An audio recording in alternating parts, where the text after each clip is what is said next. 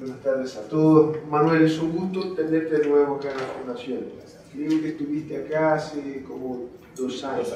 2 años. Por las manos de nuestro común amigo Gabriel, el incansable Gabriel, que maneja la Fundación, no es una fundación, es una ONG muy dedicada al tema de los derechos humanos en América Latina en general y en Cuba en particular. CADAL, basada en Buenos Aires. Y hace realmente un trabajo notable en relación a Cuba y por este intermedio desarrolló un vínculo muy importante con disidentes cubanos que viven en Cuba, y entre ellos Manuel Cuesta Moruga, que además de ser un disidente, un hombre que participa de la política dentro de los límites de lo posible en Cuba, es también un académico. Entonces, que nos aporta una mirada a la vez de un académico y de un activista político y de un cubano que vive en Cuba, no vive en el extranjero, aunque esté siempre con gente alrededor del mundo. Entonces, me parece que es una mirada muy importante de compartir con los brasileños. Entonces, que estamos aquí con ganas de escucharte una vez más, Manuel. Entonces, que seas muy bienvenido. La casa es tuya. La casa es tuya también, Gabriel. Y bueno, te sugiero hablar por unos 20-25 minutos y ahí tendríamos ahí una conversación informal con la participación de quien quiera participar en la conversación.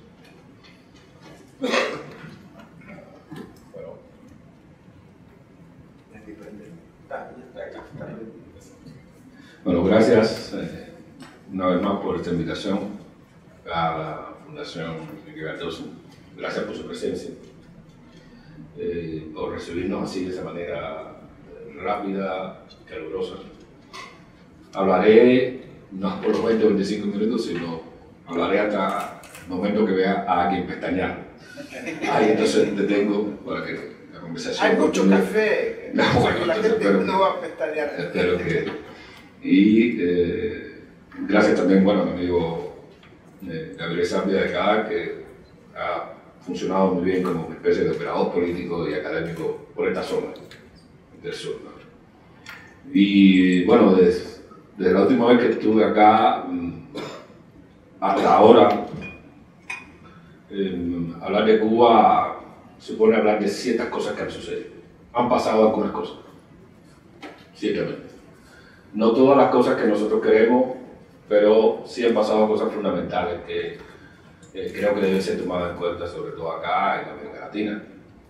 Justamente porque va en camino de lo que para algunos de nosotros es muy importante, que es la normalización de la visión que América Latina tiene de Cuba. Si normalizar eso creo que es importante para lo que puede venir después y sobre todo para generar un mejor ambiente de cambios y transformaciones democráticas al interior de Cuba. Yo creo que una primera cosa que ha venido sucediendo y que es importante tener en cuenta, probablemente uno no lo pueda verificar totalmente en hechos, pero que yo creo que es fundamental, es el hecho de que ya Cuba no es la utopía. Y eso es importante. Tanto derecha como izquierda siempre, bueno, Cuba está alejada, es un espacio excepcional de experimentación política, de cambio político, tiene su propia dinámica, etcétera. Entenderla es difícil, por lo tanto hagamos lo que hizo una vez algún embajador norteamericano en China, dejar las páginas en blanco y seguir el camino. Esa pérdida de visión utópica yo creo que ayuda muchísimo. Y en eso, por supuesto, han contribuido mucha gente que visita Cuba cotidianamente, todos los años, repiten, van, se entrevistan, conversan y conocen lo que está pasando. Yo creo que eso es una cosa fundamental para la percepción política en América Latina. Y yo insistiré siempre en América Latina porque soy de los que cree que la democratización de Cuba pasa por caer dentro de su espacio natural. Somos caribeños, pero también somos latinoamericanos en un sentido político y yo creo que eso es importante. Lo segundo que ha venido ocurriendo es que esa normalización de la percepción desde fuera hacia adentro corresponde con lo que está pasando y ha venido pasando dentro de Cuba. Ya Cuba es una sociedad más diversa, más plural, más abierta como sociedad, en sus relaciones horizontales, no desde el Estado, pero en sus relaciones horizontales mucho más abiertas. Se puede verificar eso en todos los ámbitos. Uno es fundamental, la comunidad. Las comunidades en Cuba han sido comunidades donde se ha reproducido ese modelo totalitario con fuerza. Allí se controlan organizaciones como los CDR, son los Comités de Defensa de la Revolución, organizaciones como la Federación de Mujeres Cubanas. Sin embargo, ya allí hay una pluralidad interesantísima en todo el territorio. No es solo un asunto urbano, es también un asunto del país, en sentido general. Y eso hace mucho mejor las relaciones horizontales entre la sociedad y los distintos actores que operan. Yo creo que son cambios fundamentales de la diversidad y la pluralidad al interior de Cuba. Otro cambio fundamental es la visión de los actores, vamos a llamarle, de la inteligencia en Cuba, los actores críticos, los intelectuales, académicos. De una manera transversal, todos ya tienen una visión crítica desde sí mismos hacia el Estado. Algunos más, otros menos, algunos con unas categorías distintas a las del resto, pero todos tienen una visión crítica. Y yo creo que esa, en algunos casos, ruptura, en otros casos, divorcio, en otros casos, lo que una politóloga llamaba distanciamiento de la clase intelectual, del poder, pues abre una discusión mucho más rica al interior de Cuba de lo que podría cualquiera imaginar. Todos estos cambios los reflejo de una manera transversal que van desde el ciudadano común, pasando por los diferentes sectores y por aquellos que todos los días hablan de Cuba en sus blogs, la prensa, en sus revistas, en sus intercambios. Yo creo que ha llevado a un elemento que probablemente fue una sorpresa para nosotros. Y es que cuando el gobierno cubano hace un año abre una especie de discusión para la reforma constitucional, comenzaron a revelarse las sorpresas, incluso para el gobierno cubano. La primera cosa fundamental que comienza a reflejarse, y a mí me gusta unir toda esta evolución de la sociedad cubana y las distintas rupturas con el proceso constitucional mismo, lo primero que sale a relucir aquí es que los cubanos quieren discutir el sistema político. Contrario a la visión de que los cubanos lo que nos interesaba era un poco, somos caribeños, bailar, comer, vestirnos bien, etc. Lo que tampoco está mal. No está mal, para nada, pero bueno, dije solo, ¿no? La gente piensa, a los cubanos solo les interesa eso.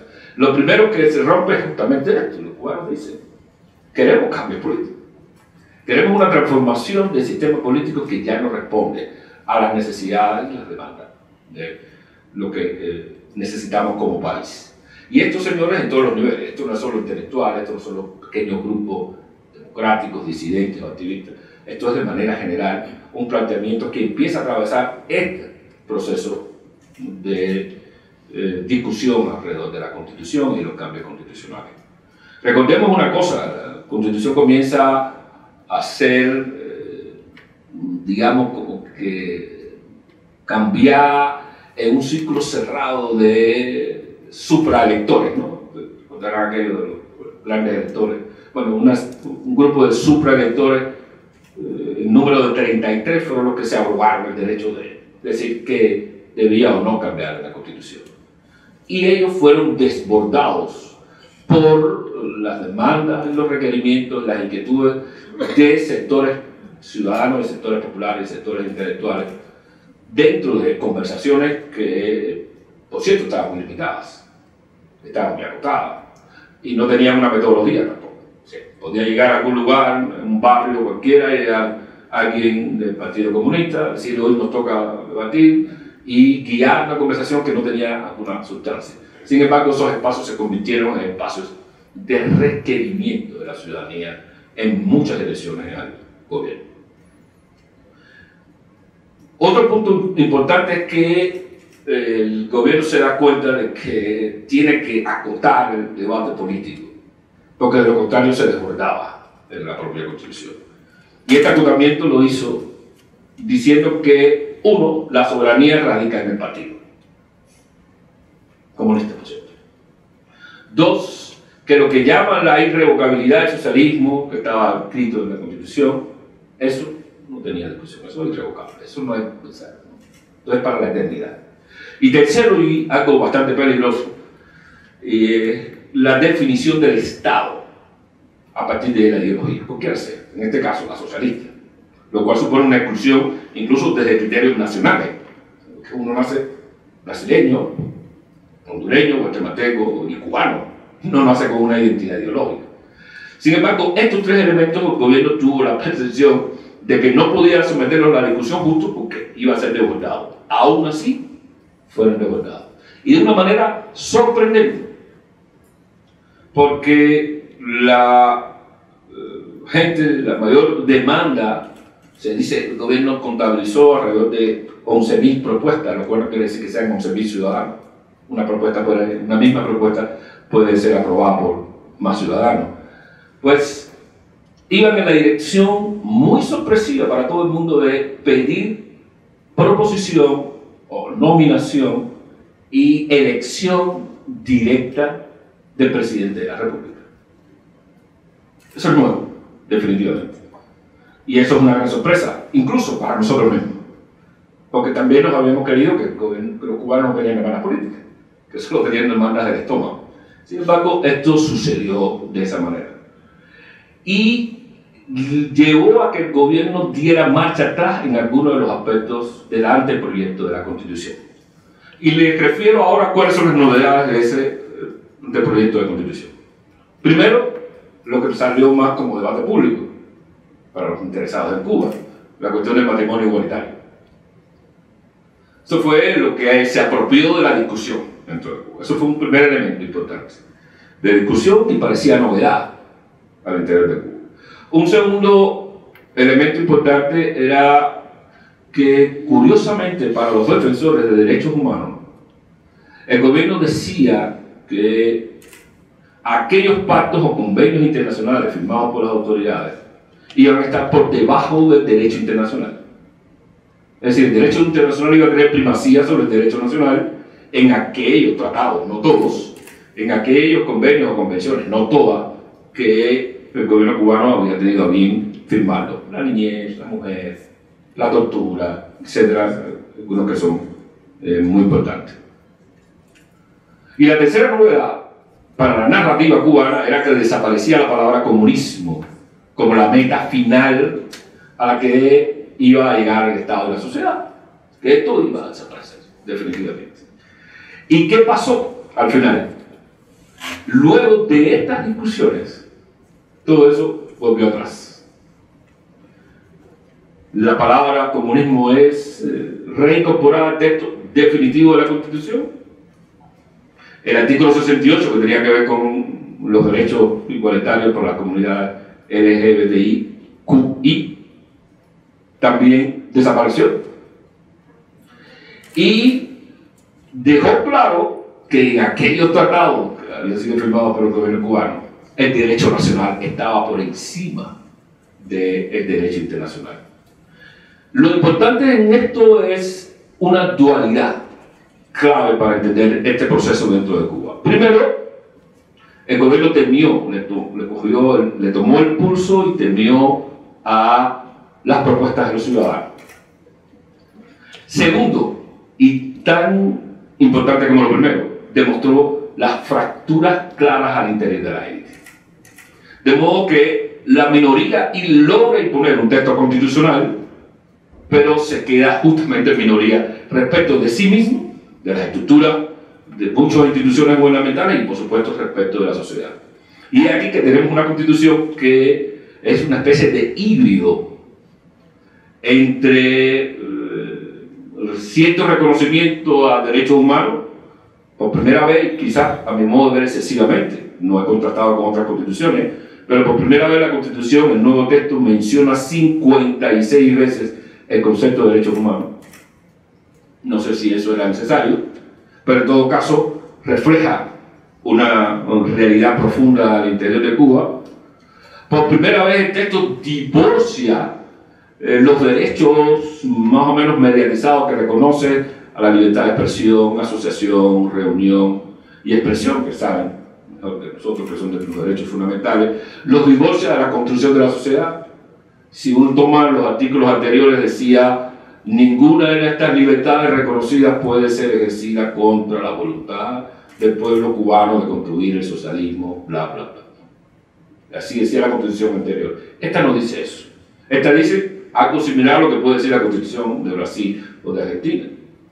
Todos estos derechos pueden ser ejercidos y terminan cuando se viola el derecho de los demás. Y eso parece estar bien.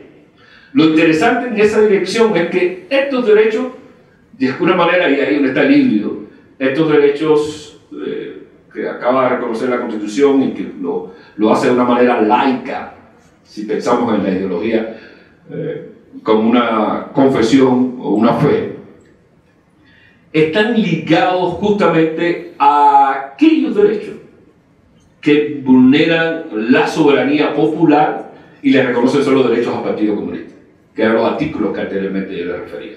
El artículo 1 dice que Cuba es un Estado socialista. El artículo 4, que dice que el socialismo es irrevocable, ya ese que fue revocado por la historia, probablemente el escandinavo no, pero este que fue revocado por la historia, ellos dicen que es irrevocable. Y el artículo 5, que dice que el Partido Comunista es la vanguardia de la sociedad cubana, y por primera vez hacen lo que se llama un refuerzo negativo en psicología, que es decir que es un partido único, sí, para que nadie se imagine que puede de alguna manera contestar esta primacía del Partido Comunista. De manera que por un lado estamos en un momento preconstitucional de todo esto, porque las constituciones modernas nacen justamente por el reconocimiento de la soberanía de los ciudadanos, soberanía popular en algunos lugares.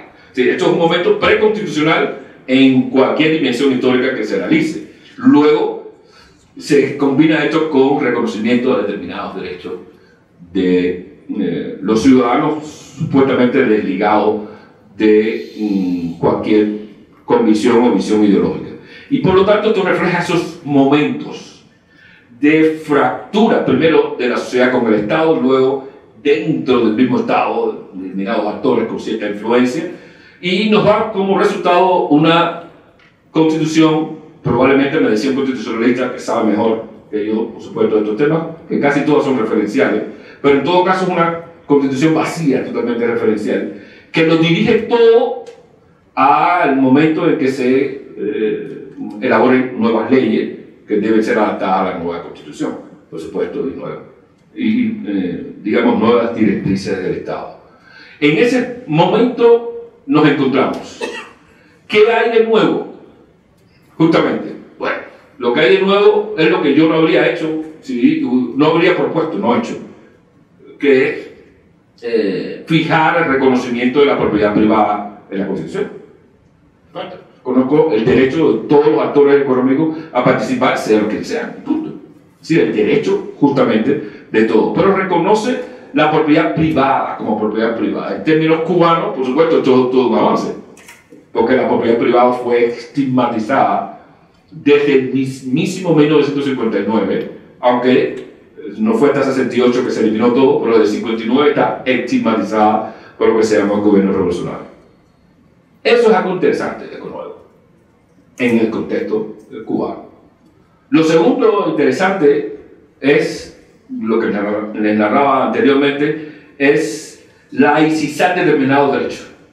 Es decir, ya yo puedo ejercer estos derechos justamente porque son derechos, independientemente de la ideología. Eso es lo que dice la Constitución. Lo otro interesante es cierta recuperación de la estructura del Estado como teníamos anteriormente en el 59. Presidente, primer ministro, y esta genera como que más poliarquía al interior del poder, ¿no? Se supone que, bueno, para tomar una determinación tenga que consultar muchas más fuentes de poder que no de derecho en Cuba a la hora de tomar determinaciones. Y eso puede parecer un tema interesante. Lo otro es que van a volver el Capitolio. Lo están remodelando. Con ayuda de una compañía danesa, están remodelando el Capitolio. Y esto son buenas cosas, porque se para el poder físicamente.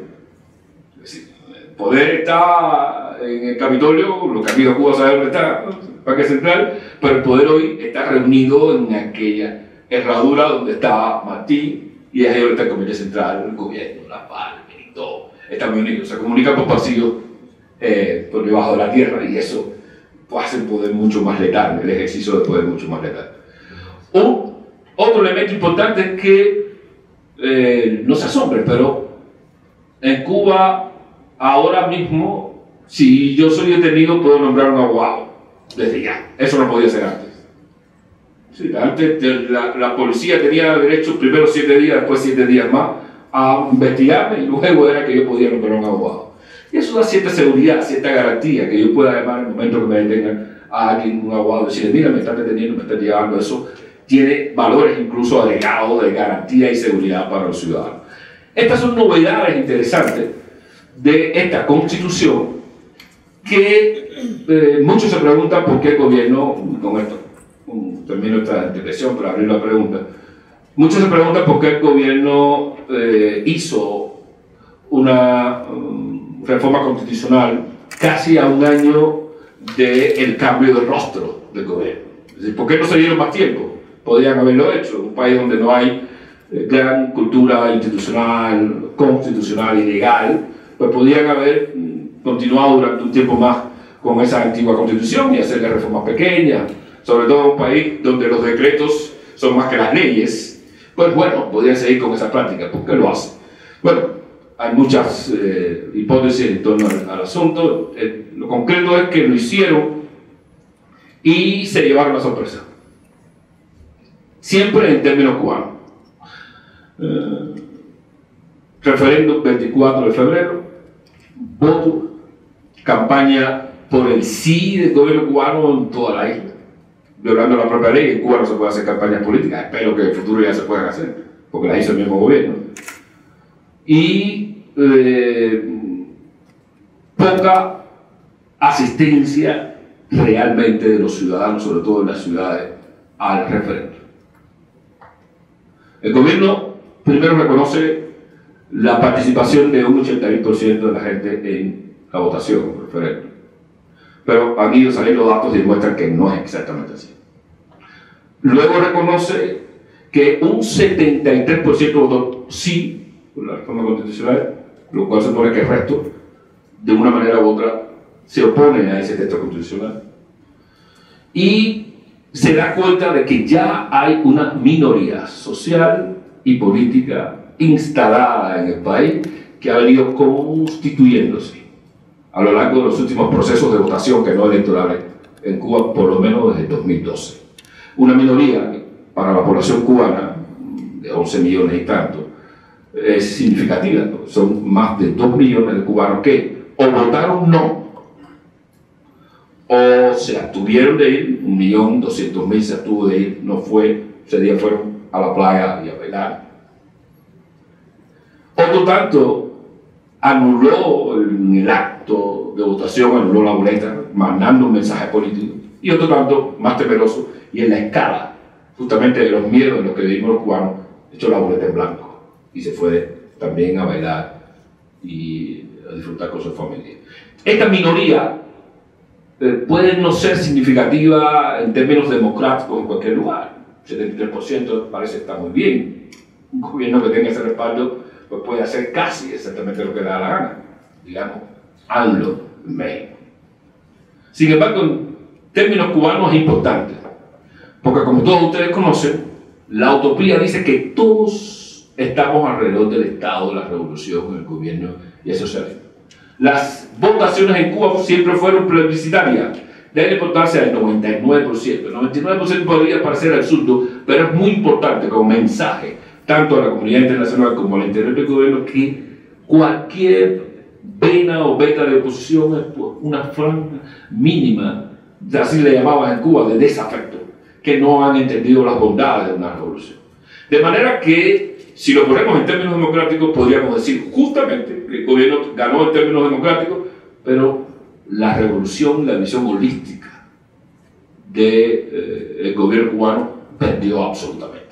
Tiene que aceptar la presencia de una minoría importante de ciudadanos activos al interior del país, y muchos se preguntan qué va a pasar con esos 2 millones que no tienen representación en esta nueva constitución.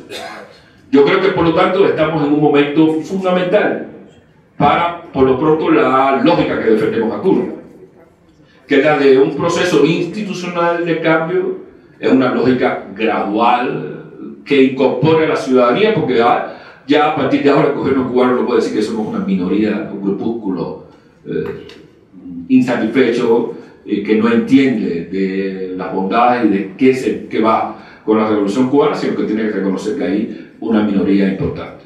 Y de ahí se abre lo que nosotros de alguna manera estamos tratando de articular.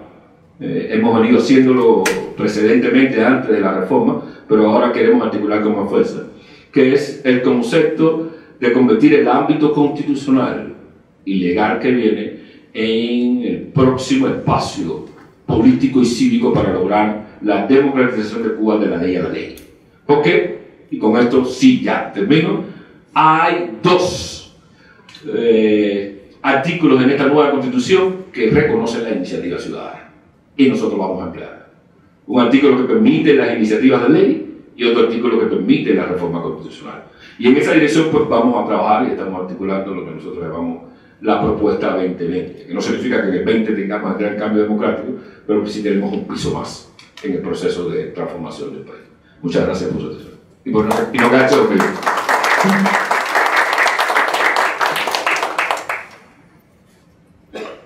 Muy bien, Manuel, muchas gracias por la excelente presentación. Ahora, en portugués o en español, como quieran. Nicolás, ¿estás seguro? ¿Así? Tú serías el primero. Muchas gracias, Manuel. Quería preguntarte, muy sintético, ¿en qué medida los acontecimientos sucedidos en Venezuela impactan en el régimen cubano y en su mala o buena reputación?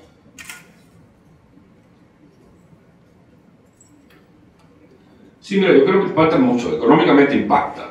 35.000 barriles de petróleo relativamente diarios que se pierdan, eso significa que para el gobierno cubano es complicado. Luego, cuando las fuentes de sustitución del subsidio se van reduciendo en el mundo, ¿no? Cuba ha vivido siempre el subsidio de otros y eso se va reduciendo. Hubo un desplazamiento de algunos ministros del gobierno por Argelia antes de las protestas contra Bouteflika, yo creo que eso se valore ahora, y por Qatar, que no sabemos exactamente qué pueda pasar allí, tratando de buscar otra fuente de diversificar la cesta petrolera de Cuba. Por lo tanto, el impacto económico lo vamos a tener. Ya que me decía ayer que habían ciertos apagones en La Habana. Segundo, y para mí es importante, el impacto que va a tener político, vamos a decir geopolítico. Es correr hasta el límite y la acera misma de la isla cubana la defensa de un modelo que trató de defenderse hacia puertas afuera. Yo tengo muy buenas evidencias de que todo el modelo que culminó en el ALBA, el nuevo constitucionalismo latinoamericano, en la reforma constitucional, tiene su asiento en La Habana. Y esto como una manera de actualizar, no hay manera de obtener, no modo de obtener el poder por otras vías, pues vamos a tratar de hacerlo a través de las urnas. Como decía un politólogo o profesor, era una manera de empezar a matar las democracias de las urnas, ¿no? Y este proceso Cuba lo ensayó, el modelo cívico-militar en Venezuela. Si eso se desaparece, pues claro, retira las defensas de Cuba y tiene un impacto interno muy importante. De manera que ahora el gobierno cubano no solo está defendiendo ese modelo hacia afuera, sino está defendiendo la legitimidad y fuerza de ese modelo hacia adentro mismo. En un momento en que la ciudadanía cubana está más empoderada. De manera que va a tener un impacto y así creo que hay que un poco atenderlo, ¿no? Y para nosotros sería significativo.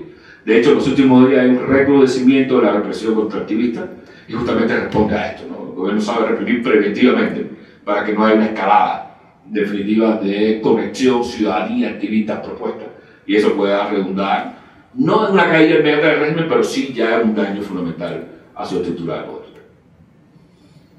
Otra pregunta. Manuel Cuenca, un placer. Mi nombre es Octavio, yo soy de nacionalidad colombiana, pero 25 años en Brasil, trabajo con la Arte Internacional de Fuerza Sindical de Brasil. En 2014 para 2015 estuvimos en Cuba haciendo una visita con los compañeros de la CTC y sobre los diversos aspectos que estaban habiendo y los cambios que se estaban ya perfilando en Cuba. Nosotros siempre defendimos una posición democrática en Cuba. Actualmente tenemos a la Alternativa Democrática Sindical, que es una organización de las Américas y que están afiliados los compañeros de los sindicatos cubanos independientes, los compañeros Joel Brito y exacto. Entonces, ¿qué es lo que te quería preguntar? En esa época que tuvimos allá, se hablaba de 500.000 trabajadores no estatales y 400.000 trabajadores por cuenta propia. Y existían unos restaurantes llamados Paralar. Todo lo que vi antes, inclusive, yo estoy hablando de un año y medio antes del cambio para Canel. Yo vi esto expresamente, lo que usted está diciendo aquí me parece un cuadro perfecto de que cambios se están profundizando en Cuba, porque trabajadores no estatales y trabajadores por cuenta propia en un país socialista, esto es muy extraño, ¿no? Al menos para mí se llama con las palabras correctas iniciativa privada. O sea, esa gente tiene que ir a rebuscarse por cuenta propia y a buscarse el pan de cada día como cualquier persona en la iniciativa privada. Entonces yo quería preguntarte si, porque hace ya de 2014 a 2019, 5 años, quería preguntarte si este proceso continúa en un nivel mayor o igual, porque para poder tener una claridad de lo que estás diciendo, que me parece muy importante. Nosotros defendemos mucho la apertura política y democrática en Cuba. Somos muy respetuosos de lo que está pasando, de ese cambio en Cuba, porque también entendemos que hoy, por ejemplo, no hay un modelo único con lo que está pasando en el mundo. Todos los problemas del populismo, todos los problemas, los desastres que están habiendo en la gobernanza global no nos permiten decir cuál es el modelo, pero sí creo que podemos contribuir en un modelo que sea más adecuado para una sociedad más justa, igualitaria, si no igualitaria, por lo menos más justa y un desarrollo más sostenible posible en los días de hoy. Por eso me parece muy importante tu exposición. Sí, mira, ese proceso se ha ido profundizando, ¿no? Definitivamente. Ya el gobierno cubano autoriza un cambio de lenguaje, ¿no? Lo que conocemos como coldepropistas ya son propietarios privados, así. Y por lo tanto, si está autorizado, la demanda es la de un poco, o la sugerencia, más que demanda, es la de adecuar el lenguaje, ¿no? Buscar un lenguaje correcto, sobre todo para lo que está pasando, porque estos trabajadores no son ya por cuenta propia, tienen intereses, negocios, se han expandido en su mayor parte de manera ilegal, pero se van expandiendo dentro de Cuba. Por lo tanto, esto se ha profundizado, y a mi modo de ver se ha profundizado de la mejor manera. No porque el Estado concede, sino porque el Estado cede. Y eso es clave, porque en algún momento el gobierno dijo, estos son trabajadores por cuenta propia que no entran en el sector fundamental de la economía, que se tienen que sindicalizar en la Central de Trabajadores Cubana y que no van dentro de la seguridad jurídica, ¿no? Pero pasaron dos cosas fundamentales. La economía más dinámica en Cuba es o la economía privada o la economía informal. Es más dinámica que la economía estatal. Eso se lo aseguro, definitivamente. De modo que esta gente se fueron imponiendo no solo frente a la sociedad cubana porque resolvieran determinadas necesidades, sino porque ya empezaron a ser atractivos para los inversores extranjeros. ¿Quién en algún momento pegaba más gente? ¿Los hoteles del Estado o aquellos que estaban en el sistema de Airbnb? Justamente estos últimos. Y eso obligó al Estado de alguna manera a tratar de frenarle el asunto. Pero ya tuvo que ceder, ya tuvo que reconocer que estaban en trabajo, y en la medida en que la economía global no les estaba resultando eficaz, pues obvio tuvieron que ir aceptando hasta el momento en que de algún modo lo reconocen legalmente. La clave está ya no tanto, y viene del mundo sindical, la clave ya no está tanto, aunque todavía lo está, en la igualdad ante la ley para este sector. Porque el precepto constitucional elemental es que todos somos iguales ante la ley, en cualquier lugar del mundo. Sin embargo, este sector no es igual al resto. El gobierno no le permite invertir, por eso lo hacen ilegalmente, no le permite exportar, tampoco le permite importar y establecer consorcios con cualquier restaurante de pizza italiano si es que les interesa. Esta desigualdad ante la ley para un sector reconocido por la ley es uno de los grandes conflictos y uno de los grandes debates constitucionales que vienen adelante. Pero lo más importante es el sector del trabajador, ahora mismo, que sigue contratado indirectamente, no le pagan directamente y en algunos casos se ven cosas escandalosas, por lo menos en términos nacionales en Cuba, y es que son sustituidos por trabajadores extranjeros. ¿No? Muchos hoteles están siendo finiquitados, terminados por trabajadores de la India o de cualquier otro lugar para no pagarle a los trabajadores cubanos lo que pagaría un inversionista extranjero. Y yo creo que esto ha sido muy fundamental en los últimos años y es por esto el régimen también cede, porque muchos actores ya empiezan a expresarse en las calles exigiéndole demanda al gobierno. Ya no son pequeños grupos que dicen los trabajadores merecen, son los mismos trabajadores. Ya no son pequeños sectores o gabinetes inmobiliarios que dicen que se necesita inversión, son la misma gente que son propietarios de la casa, los que comienzan a decir al Estado. Ya no son 3 o 4 escritores los que dicen que los derechos de los intelectuales, los artistas van por aquí, son los mismos intelectuales y los artistas los que están demandando. Yo creo que la capacidad del gobierno para gestionar los conflictos que vienen en una narrativa que supuestamente le da más derechos constitucionales a los cubanos va a ser el gran medidor de la capacidad de liderazgo y de la legitimidad del gobierno actual para enfrentar los desafíos que tenemos en Cuba.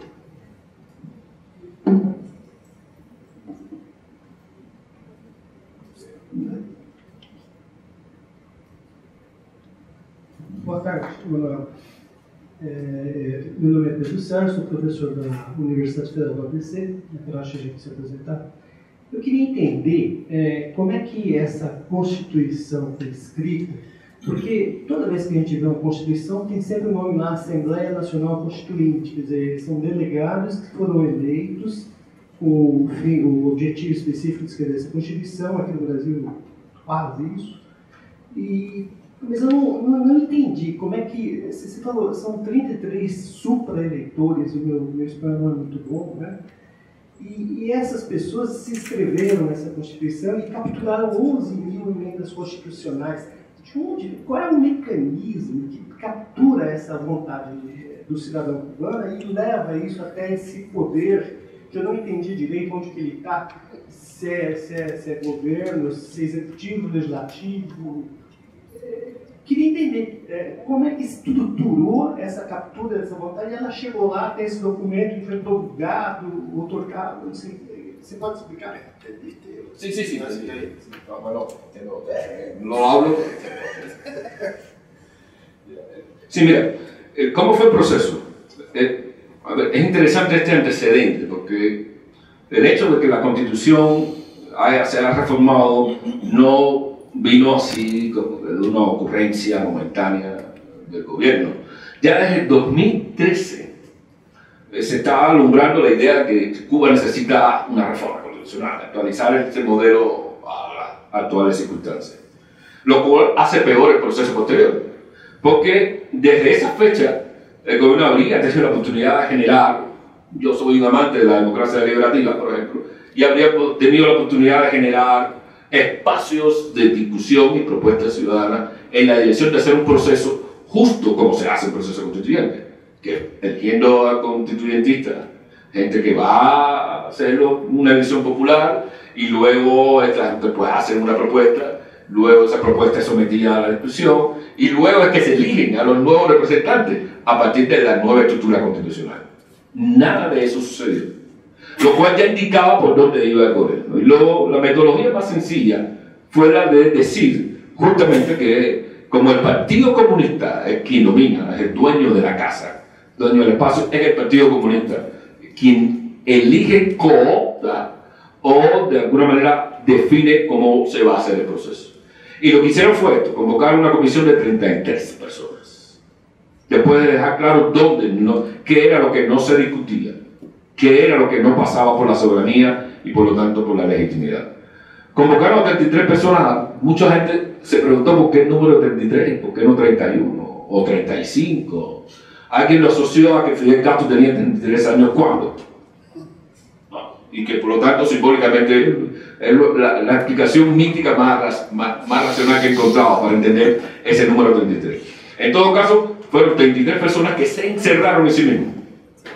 Y de ahí sacaron un anteproyecto de constitución. En el momento en que ellos están discutiendo en un cuarto cerrado, en Cuba, como en Brasil, la religiosidad es fuerte, y hay una de estas múltiples religiosidades fuertes provenientes de África, son los abacuá, una práctica casi una hermandad más que una religión, y ellos han popularizado el término de el cuarto de Fambá. Ese es el cuarto donde no entra nadie, solo los iniciados. Bueno, eso, el gobierno cubano estableció 33 gente que estaban encerrados probablemente en un lugar más estrecho que este, para discutir ese asunto, permitió que la gente popularizara que el gobierno está en su cuarto de Fambá, definiendo qué es lo que nosotros, cuáles van a ser las reglas de la convivencia futura. Por lo tanto, ese proceso ya no tiene la legitimidad popular. Lo curioso es que por La Habana habían pasado algunos profesores de la Escuela de Valencia en España, Valencia, España, no Valencia, Venezuela, y habían pasado por allí para ver cómo articulaba lo que llamaron esto, el nuevo constitucionalismo latinoamericano, que tenía una premisa fundamental: convocar a la gente. Por lo menos vamos a empezar convocando a la gente. El gobierno eso no lo hizo en Cuba, aun cuando lo avaló para casos como Venezuela, luego Ecuador, Bolivia mismo, etc. Y esta ruptura con la soberanía ya debilita la legitimidad de la Constitución. Luego, si tú sacas tres elementos que no van a ser discutidos para nada, pues la legitimidad sigue cayendo en picada. Entonces trataron de salvar el rostro y proponen este anteproyecto a la discusión de la ciudadanía, pero sin un método, literalmente sin una metodología ni para recoger datos, ni para procesar datos, ni para jerarquizar tampoco esos datos. No había metodología. Sinceramente, ellos designaron lo que llamaban unos dúos, todos miembros del Partido Comunista en cualquier lugar, que eran los que iban a los distintos lugares.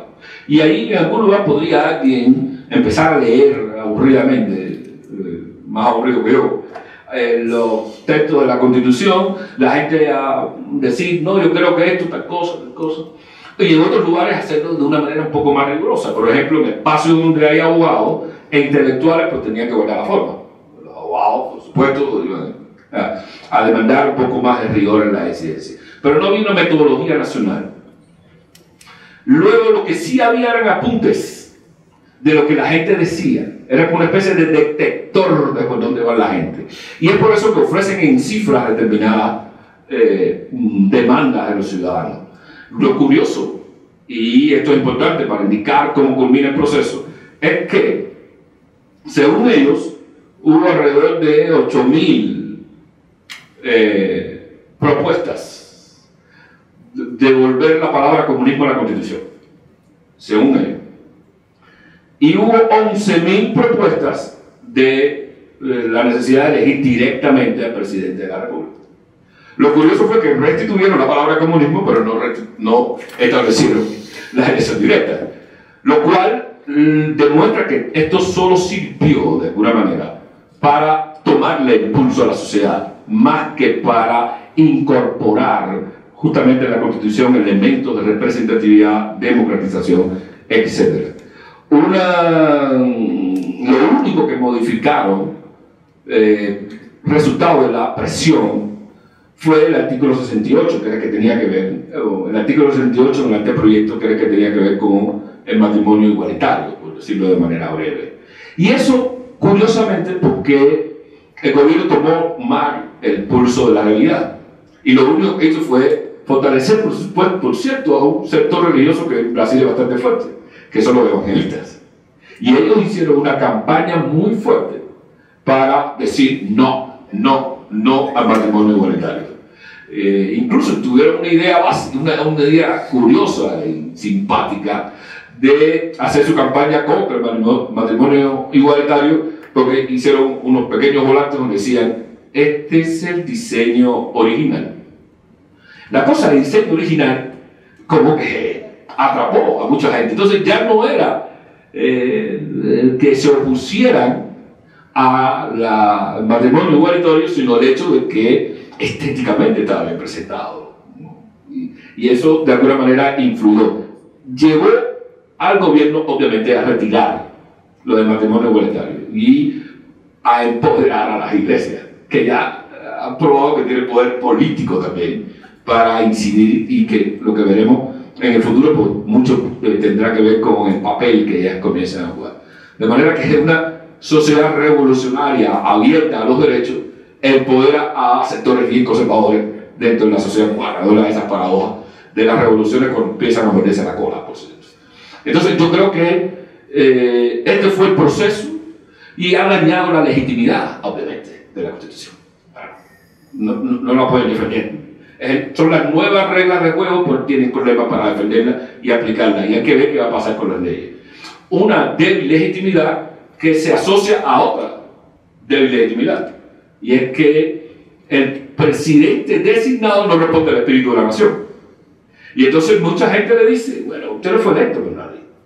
La pregunta de algunos es: pues aquí nunca se eligió. Y la respuesta de la gente es: bueno, está bien, pero eso solo se lo permitíamos a Fidel Castro y a Raúl Castro. Después de ellos hay que elegir. Y entonces ahí hay una fractura que es importante entre el Estado y la sociedad, y que yo creo que va a marcar y definir las batallas futuras. Pero así fue el proceso. Yo tengo una pregunta. Manuel, tú mencionabas la nueva arquitectura del poder, ¿no? Que están ahí poniendo plata para reformar el Capitolio, sugiriendo que el poder legislativo, lo que sea, tendrá un poco más de poder en Cuba de lo que tuvo hasta ahora, ¿no? Yo quisiera justamente preguntarte, en términos formales, ¿cómo se quedó la arquitectura del poder, la distribución del poder formal? Y en términos reales, ¿con quién queda la batuta? ¿No? ¿Es con las Fuerzas Armadas?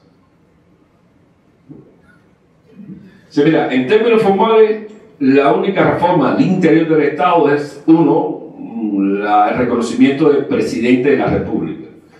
Eso no es una cosa menor, porque en Cuba el presidente no es de la República, es del Consejo de Estado y de Ministros. Es un concepto distinto. Y esto ahora lo va a llamar presidente de la República. Al interior también el establecimiento de un primer ministro, un presidente con un vicepresidente y un primer ministro o primera ministra con su gabinete. Esto de cara a la galería. El edificio físico de la Asamblea, que es supuestamente donde radica fundamentalmente el poder, pues va a pasar al Capitolio en algún momento cuando lo termine, pero esperemos que sea pronto, sobre todo por el ambiente. Y el problema fundamental que se le planteó a la Asamblea era su carácter casi aleatorio, ¿no? Como los Estados Generales se reúnen, no sé cada qué tiempo, en Cuba se reúne 2 veces al año, a veces 4. De manera que no hay profesionalización del trabajo representativo, y eso genera un problema incluso de acumulación de decisiones, porque no tienen tiempo para ser discutidas, y eso favorece, por supuesto, a los poderes.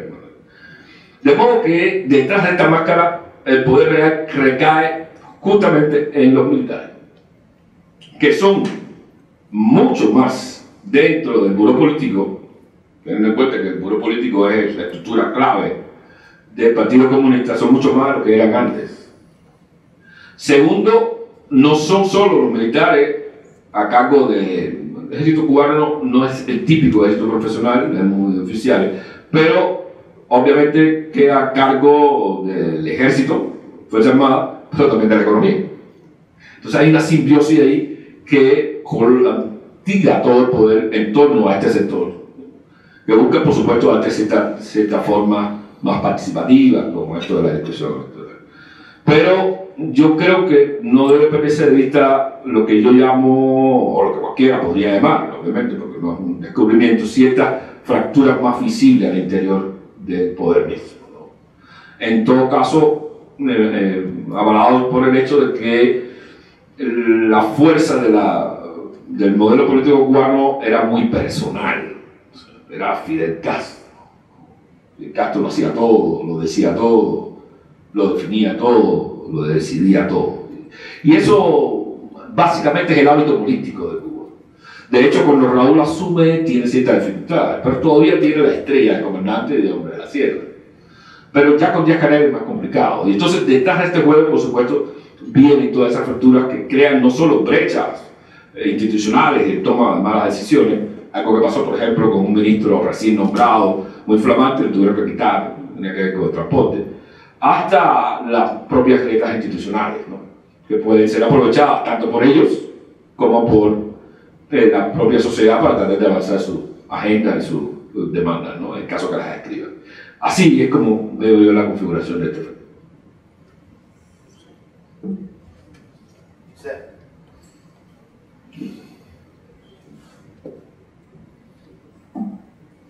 José Luis, yo trabajo acá en la Fundación. Emanuel, una pregunta de política externa.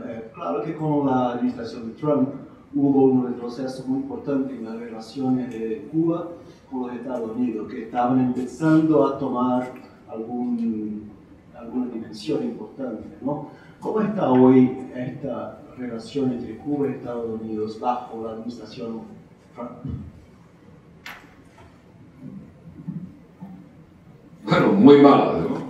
De mal en peor y de peor en peor, si hay una palabra superlativa, pues.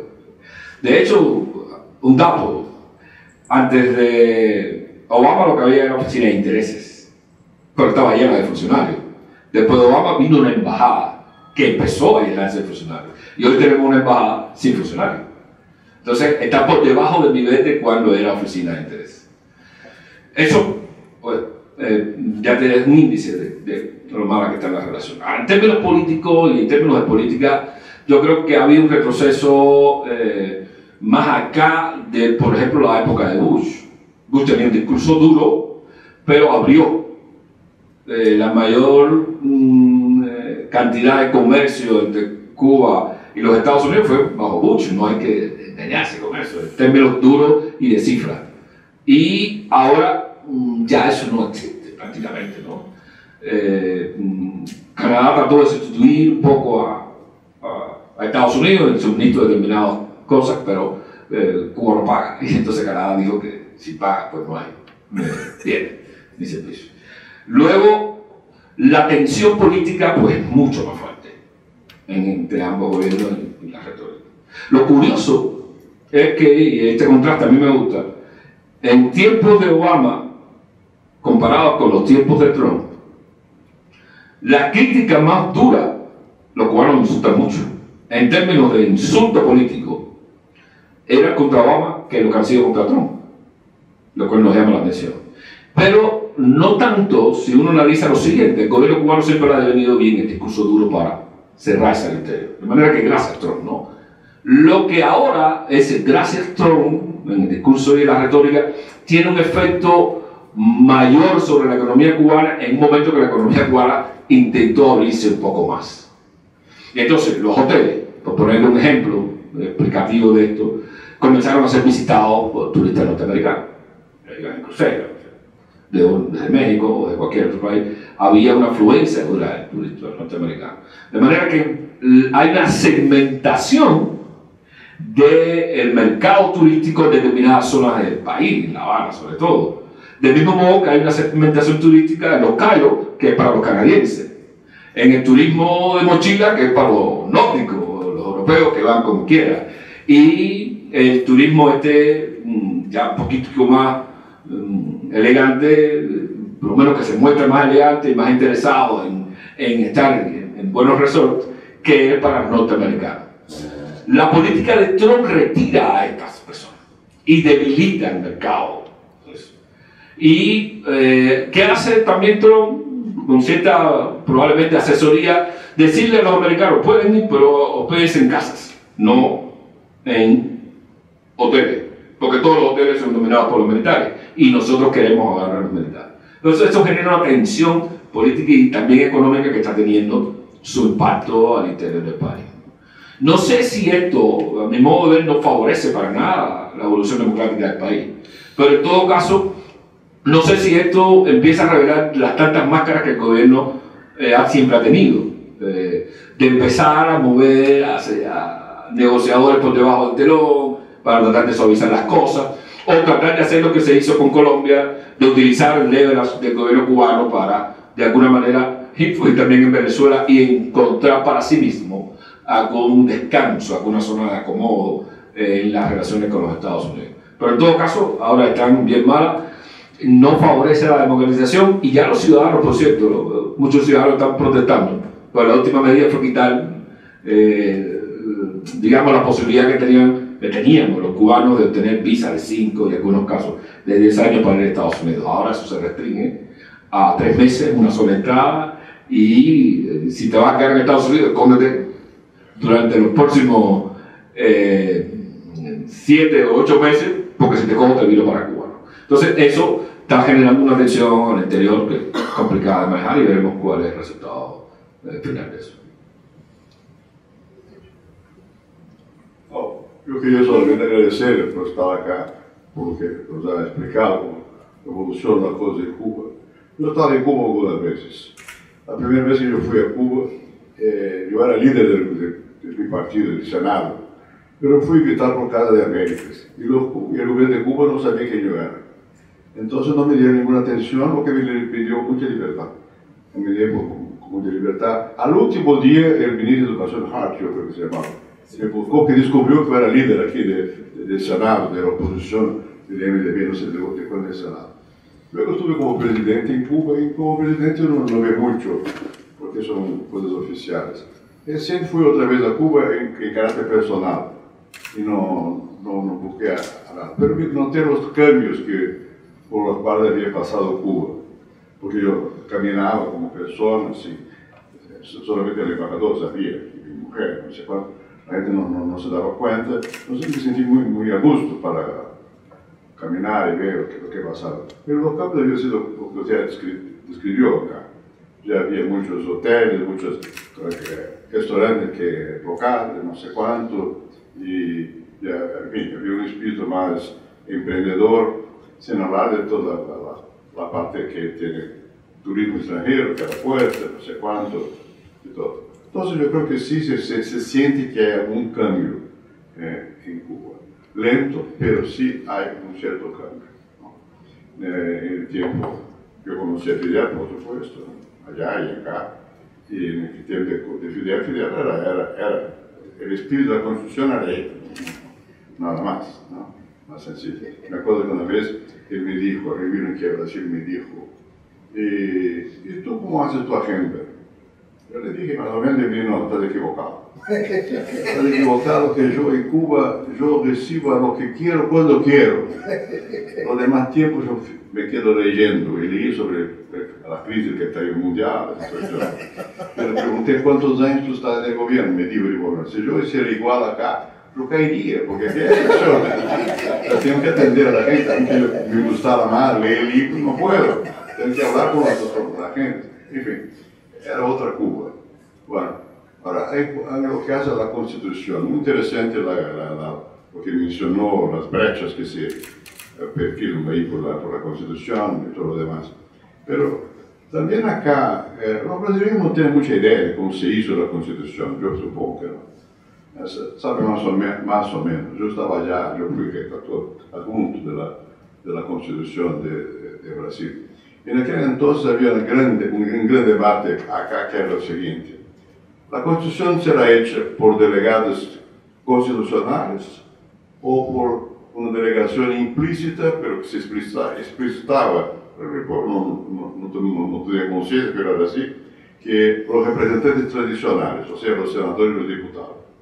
Ganó esta segunda hipótesis, los senadores y diputados que fueron encargados también de hacer una Constitución. Aquí, aún en el periodo militar de dictadura, se mantenía una cierta simulación constitucional, como si hubiera una Constitución que fuera enmendada varias veces por los mismos militares, no sé cuánto, pero siempre se mantuvo la idea, lo cual es importante, tener la ficción de la Constitución, aunque no sea verdad. Que en otro país cuando no hay constitución es peor. Ahí no hay siempre una cierta lucha, una cierta posibilidad. Pero yo estoy de acuerdo, conviene que haya una constitución que sea otorgada. Por cierto que en la democracia soberana es del pueblo. ¿No? El partido no tiene fuerza, como en Cuba, no hay legitimidad democrática real. La democracia real proviene de que el pueblo eligió. Hoy en el caso nuestro aquí se discutía mucho, porque la delegación fue implícita, no fue explícita. Pero yo fui redactor de las reglas por las cuales la Asamblea debería de pronunciarse para hacer la Constitución. Yo y Jobim, el gobernador junto a mí, es un ministro de la Corte Suprema, fue. Bueno, y entonces metimos ahí un artículo que fue muy curioso, que había también la posibilidad de enmiendas populares a la Constitución. La gente podía presentar enmiendas y podía también defender la enmienda en la Constituyente. Lo cual es curioso, porque ellos no tienen delegación para hablar a la Constitución, a la Constituyente. Pero sí, se incorporó esa idea un poco esdrújula, que alguien del pueblo podría hablar en la Constitución. Y hablaba. Desgraciadamente nunca se analizó la cantidad y la calidad y la dirección de las enmiendas populares. Bueno, muchos, millones, centenas de millares de propuestas constitucionales que están todas guardadas en el archivo del Senado. Todo estaba muy digitalizado ya, ¿no? Y era una especie de delirio colectivo nacional. Cada quien que tenía una idea hacía una enmienda a la Constitución. Bueno, y también había una cosa muy curiosa aquí, no sé cómo en Cuba, seguramente que no, que los constituyentes, o sea, los diputados y senadores, el espíritu de la época era muy libertario. Entonces cada quien creía que la soberanía correspondía a él como representante del pueblo y que no aceptaban un texto básico para discutir la Constitución, porque eso significaría alguna forma de limitación. Para cómo hacer una Constitución. Copiamos el modelo de Portugal, inventamos una comisión que se llamaba de sistematización. El presidente nombrado para esa comisión fue un señor muy importante acá, un constitucionalista, profesor Afonso Arinos, que tenía una comisión Arinos que había hecho una propuesta constitucional anteriormente a la Constitución. Pero Afonso Arinos ya estaba un poco viejo, yo no puedo hablar de viejo, él era un niño que se debió él. Pero entonces, en un cierto momento fue realizar una intervención y yo fui nombrado vicepresidente junto con Passarinho, que era del otro lado, y nosotros controlábamos un poco Afonso Arinos. Él era incontrolable, muy inteligente, pero no tenía ritmo para hacer la cosa. Bueno, llevó mucho tiempo, porque cada parlamentar podía hacer lo que le daba la gana. Bueno, y redactamos, yo y ese señor, Jobim, las reglas, como sería, varias comisiones. Cuando se lee la Constitución hoy, las partes de la Comisión son las comisiones que nosotros inventamos para escuchar a la gente. Y fue un proceso lento, 2 años llevó, de formación de un texto que fue organizado a partir de esas discusiones de cada uno y que cada quien se creía muy legítimo, que pretende todo el pueblo para hacer la Constitución, y más las enmiendas populares, algunas de las cuales que no fue ni siquiera enmienda popular. Había una que fue al comienzo de la discusión: ¿quién tiene la soberanía? El presidente era el vicepresidente, porque el presidente que había sido elegido por el Congreso, que se murió. El vicepresidente era Sarney. Bueno, y la regla que nosotros pusimos allí era que la Constitución, la Asamblea era soberana. Eso fue entendido por el gobierno como un golpe contra el gobierno, como soberano. Entonces puede terminar el mandato, sí puede. La Asamblea Constituyente es soberana. Bueno, eso fue muy costoso, no sé cuánto, tuve que tomar muchos cafés, muchos desayunos con Sarney para decir que no era contra él, no sé cuánto. Pero logramos poco a poco hacer la Constitución. El juego constitucional es siempre un juego de poder, en verdad. Es un juego de poder. ¿Quiénes son los que tienen poder para que su voz sea escuchada y luego que sea transformada en un texto de la Constitución? Y los grupos de poder existen.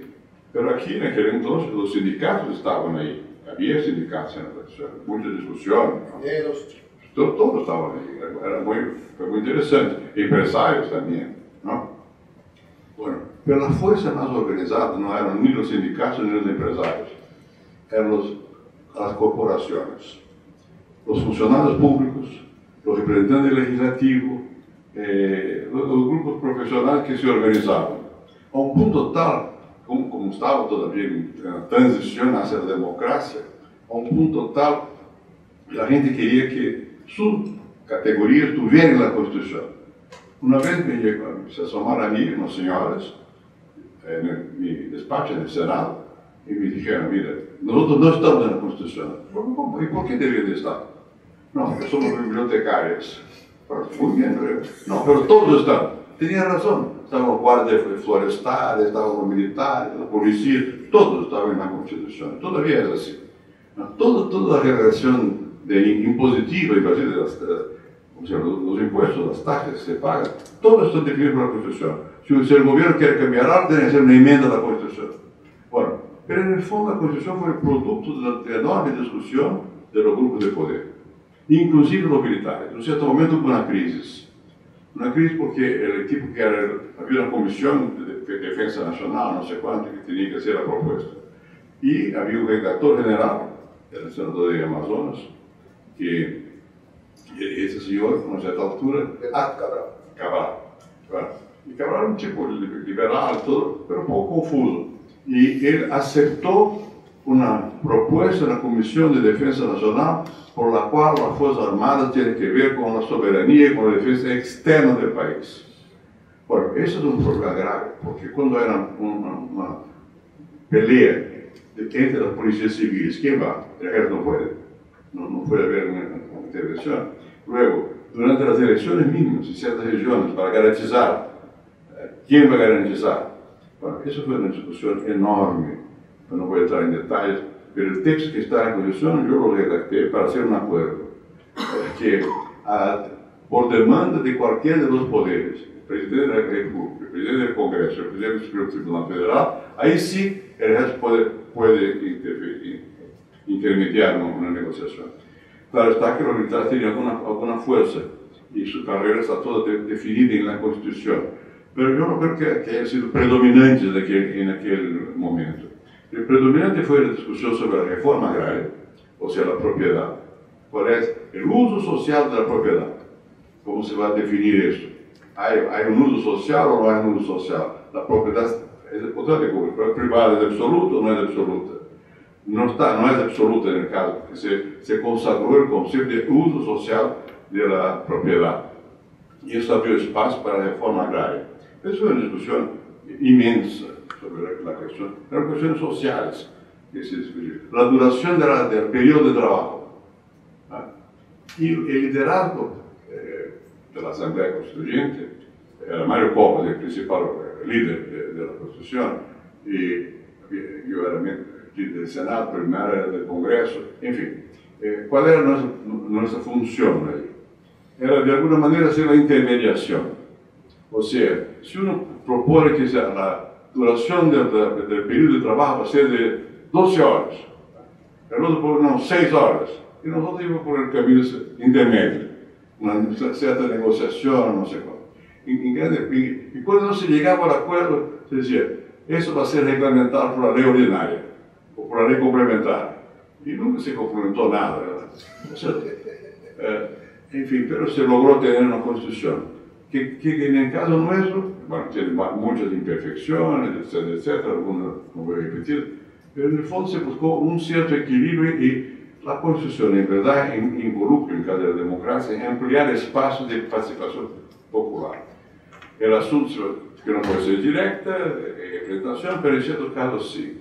Por ejemplo, en las decisiones de la Corte Suprema, ¿quién puede llegar a la Corte Suprema? ¿Quién tiene legitimidad para cuestionar una ley? Aquí en el caso brasileño, los sindicatos tienen legitimidad para cuestionar la ley. Se abrió mucho espacio para que hubiera un debate. La Constitución se propone como si un marco definitivo, no son. Hay que ver cuáles son los espacios que ellos proporción para que la sociedad pueda con el tiempo evolucionar. Yo me acuerdo también, con eso termino, una vez aquello, Felipe González, que era un amigo mío de España, me dijo, mire, la Constitución tiene que ser como una Biblia, vaga, hay que ser interpretada, cuando es muy clara, no funciona. Hay que dar espacio a que la vida pueda jugar. Tiene razón. Lo que usted mencionó es esto. Es una Constitución que de soberanía popular no tiene prácticamente nada, porque los 33 vinieron de imposición, de arriba, pero de toda manera, haber Constitución y haber votado la Constitución, que una parte de la población aceptó, otra no aceptó, que hay tantos huecos ahí donde se puede emplear el espacio, es muy importante. Es muy importante, hay que realmente agarrarlo al espacio, a la Constitución, pelear y darle tiempo al tiempo para que las cosas cambien. Manuel, si me permite, creo que faltó una pregunta sobre Venezuela. Tú hablabas del poder de los militares al interior de Cuba. ¿Qué visión tienen ellos de la situación en Venezuela? ¿Qué rol pueden jugar en la solución de la crisis venezolana? Si es que pueden jugar algún rol constructivo en la solución del problema.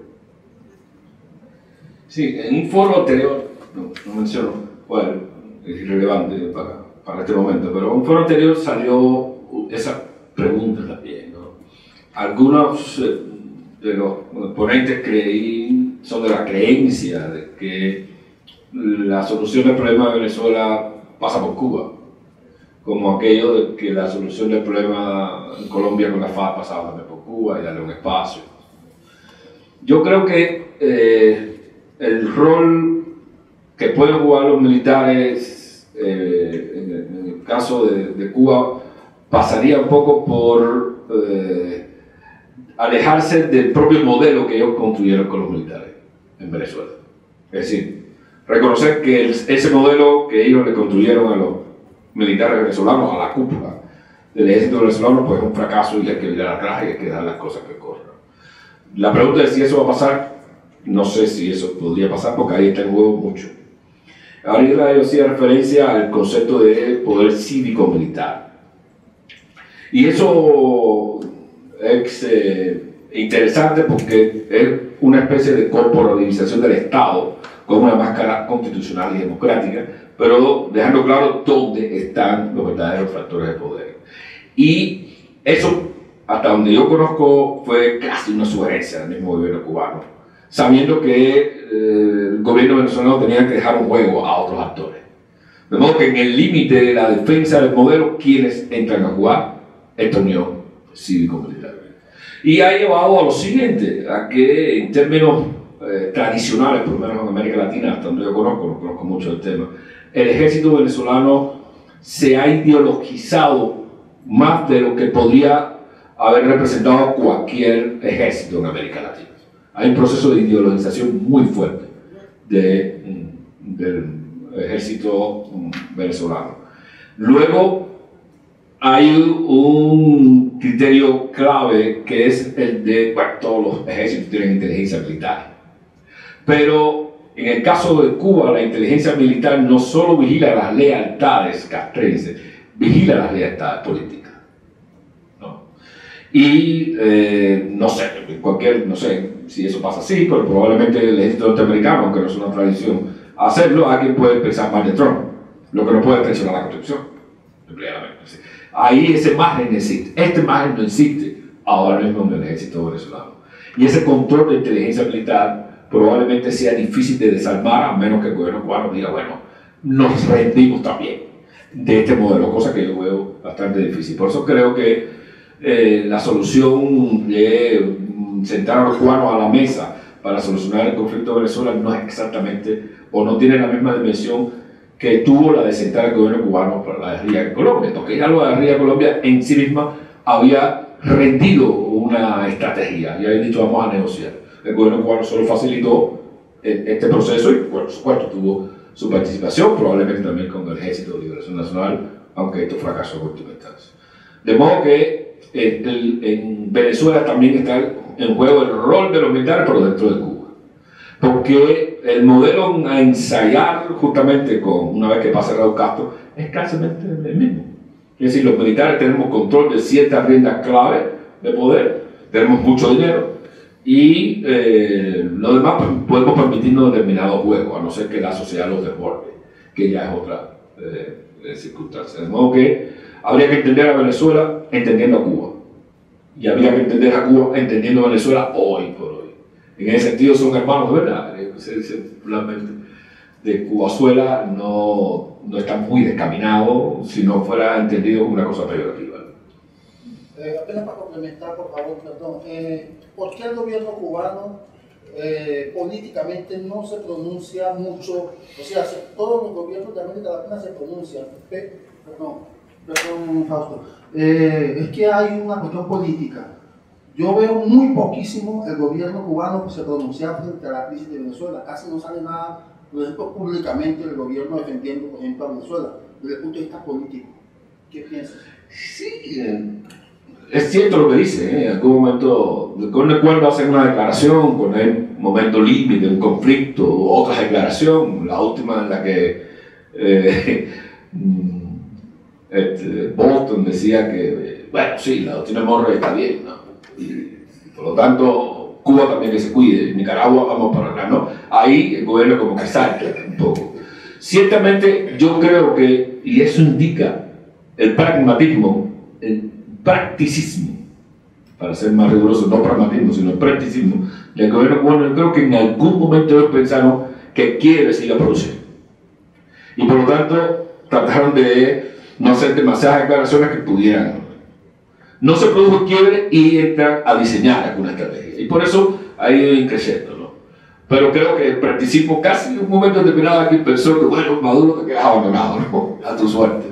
Pero, porque parecía que se iba a control, ¿no? Había un increciendo de escenario, reconocimiento, tal gobierno, más presión popular, de pronto la gente pensó que podía producirse y yo creo que el gobierno cubano cayó en eso, ¿no?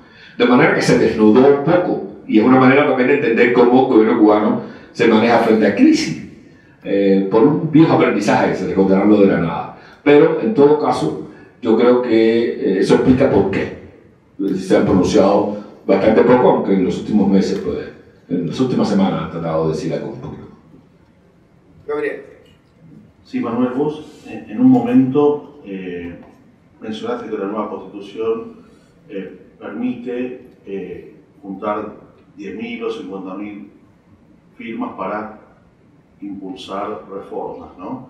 La anterior también aceptaba algo parecido, un caso interesante fue el proyecto Varela. Teniendo en cuenta ese antecedente y que ahora tú, bueno, tienes posibilidad de estar acá y tener más contacto internacional, ¿en qué medida esa idea que tienes de impulsar reformas a partir de juntar 10.000 o 50.000 firmas requiere del apoyo internacional? Porque después puede pasar de nuevo lo mismo, que te digan no, las firmas no son existentes, meten preso a los que juntaron las firmas, o sea, como que no hay una institucionalidad interna que garantice que tú y los activistas en Cuba puedan ejercer ese derecho si no es necesario tener un apoyo internacional para eso, ¿no? Y en ese caso, ¿de dónde debería venir ese apoyo?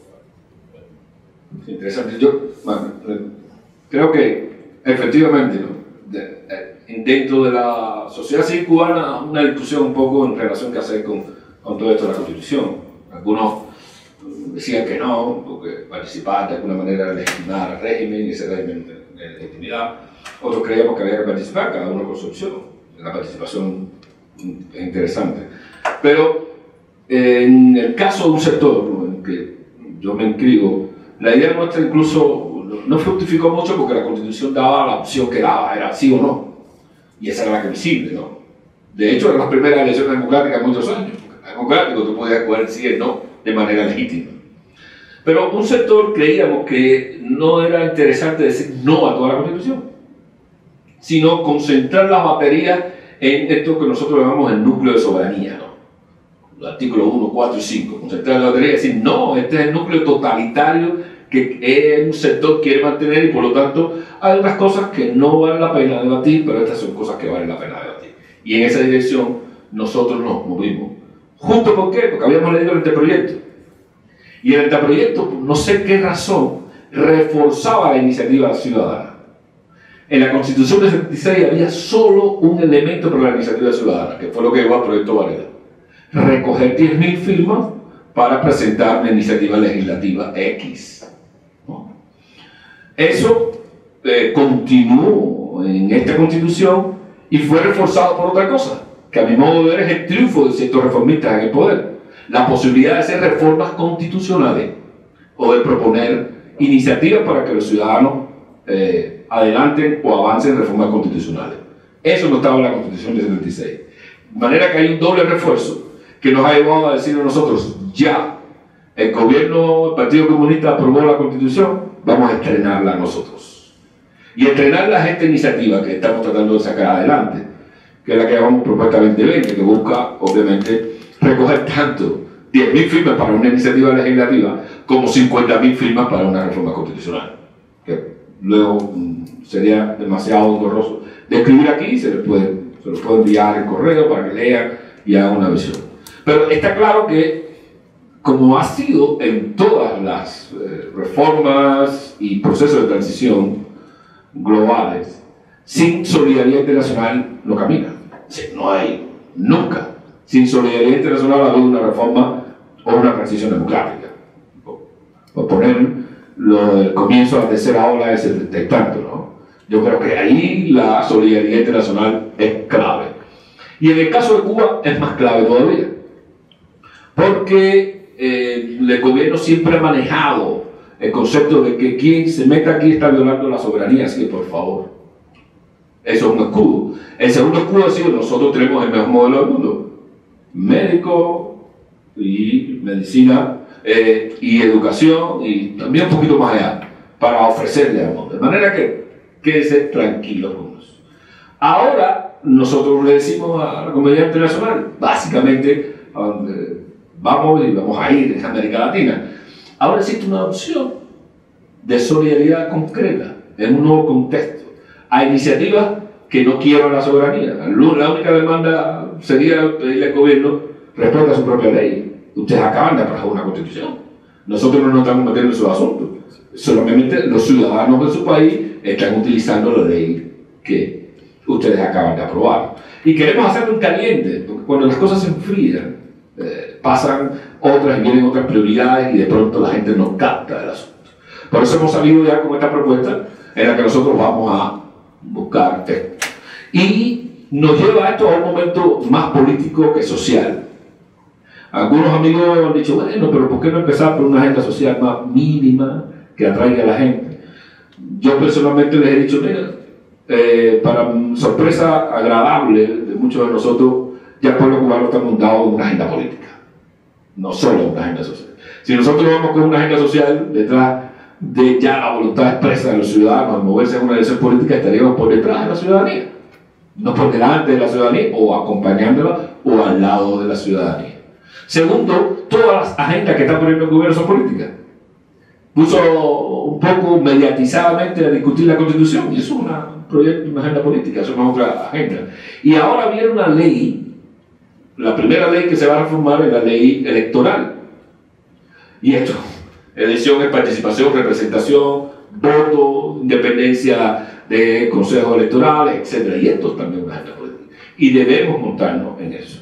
Lo segundo es que en Cuba no avanza lo social sino avanza lo político. Definitivamente. Los trabajadores, los llamados trabajadores por cuenta propia, que es la iniciativa privada, han tenido que pelear duramente para que se les reconozca en la Constitución sus derechos como actores económicos. Y esto ha sido un avance político, no económico. Esto ha sido un avance en el sentido de que el gobierno inició toda esta apertura más o menos controlada y cada vez que ha querido, ha limitado el ejercicio de esa actividad.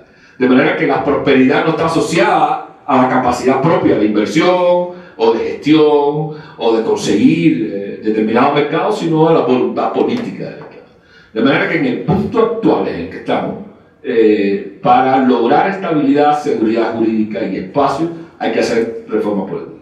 Razón por la cual nosotros estamos tratando de pedir toda la solidaridad del mundo, porque como dicen los chinos, que intervención no te protege, y al mismo tiempo porque no sería una ruptura de lo que está establecido, simplemente sería decirle al gobierno cubano, pero el artículo, se los avanzo, 164 de la Constitución de ustedes permite recoger 10.000 firmas. El artículo 227 de la Constitución de ustedes permite recoger 50.000 firmas, disculpen. El artículo 56 reconoce el derecho a la manifestación pacífica, lo dice así, a la reunión, a la asociación y a la libertad de expresión. Eso es lo que estamos pidiendo, que le respeten a sus propios ciudadanos. Y yo creo que por ahí hay un camino interesante que no supone convocar a ejército ni supone más injerencia, solamente para apoyar este tipo de iniciativas.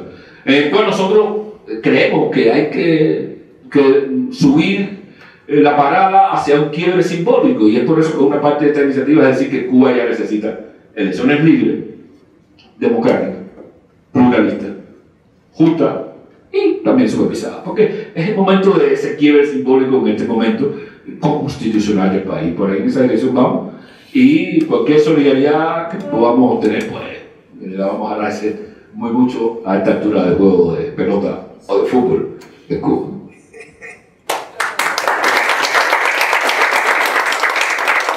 Manuel, muchísimas gracias. Lo mejor del gradualismo de la transición en Cuba es que de tanto a tanto podemos llamarlo acá para enterarnos de los avances en el largo proceso que ojalá más temprano que tarde llegue a un punto de verdadera democratización de Cuba. Y bueno, basta con decirle muchas gracias por todo. Muy obrigado a todos aquí para Manuel y Gabriel. De verdad, y una vez más, muchas gracias. La casa es vuestra. No, gracias a ustedes por brindar este espacio tan valioso para nuestros colegas cubanos. Muchas gracias a ustedes. En esto estamos. Muy bien. Un abrazo a todos.